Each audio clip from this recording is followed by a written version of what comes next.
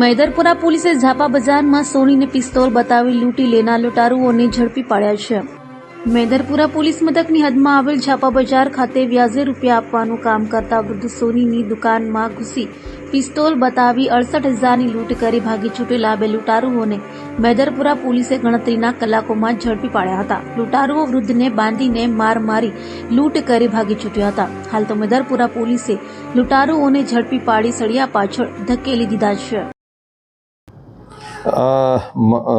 Zone 3 વિસ્તાર સુરતના Medarpura police station વિસ્તારમાં એક ઝાપા બજાર મેઇન રોડ ઉપર એક દુકાન આવેલી છે। દુકાન નંબર છે 4/3993, જે નામચંદ જી શાહ મની લેન્ડર્સના નામે ચાલે છે। આ દુકાનની અંદર સોના ચાંદીના ઘરેણાં મૂકીને લોન આપવાની આ લોકોનો મેઇન ધંધો છે। આ દુકાનની અંદર એક કીર્તિલાલ બાબુલાલ શાહ, જેમની ઉંમર 78 વર્ષ છે, જેમની સાથે એક લૂંટનો બનાવ તારીખ 27/7/2024ના રોજ બપોરે 2 વાગે બનેલો હતો। આ બનાવની વિગત એવી હતી કે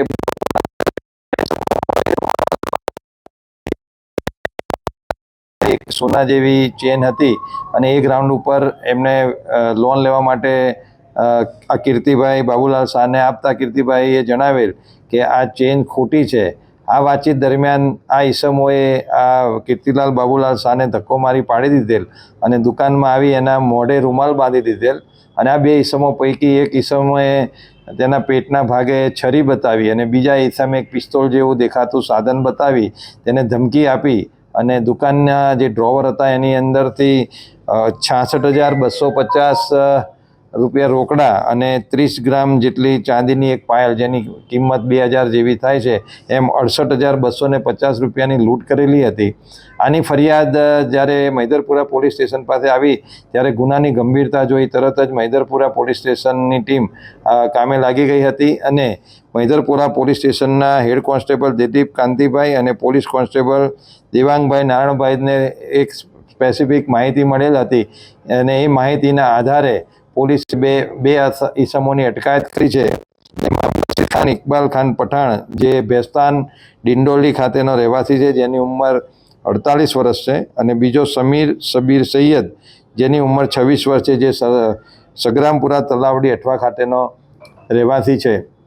આ બંને ઈસમોની ઘનિષ્ઠ પૂછપરછ પોલીસ દ્વારા કરતા બંને આ ગુનો કરેલો છે તે કબૂલેલું છે અને તેમની પાસેથી ગુનાના કામે વપરાયેલ છરો અને પિસ્તોલ જેવું દેખાતું એક ગેસ લાઇટર કબજે કરેલ છે અને એ સિવાય 37,000 રૂપિયા રોકડા પણ તેમની પાસેથી રિકવર કરેલા છે।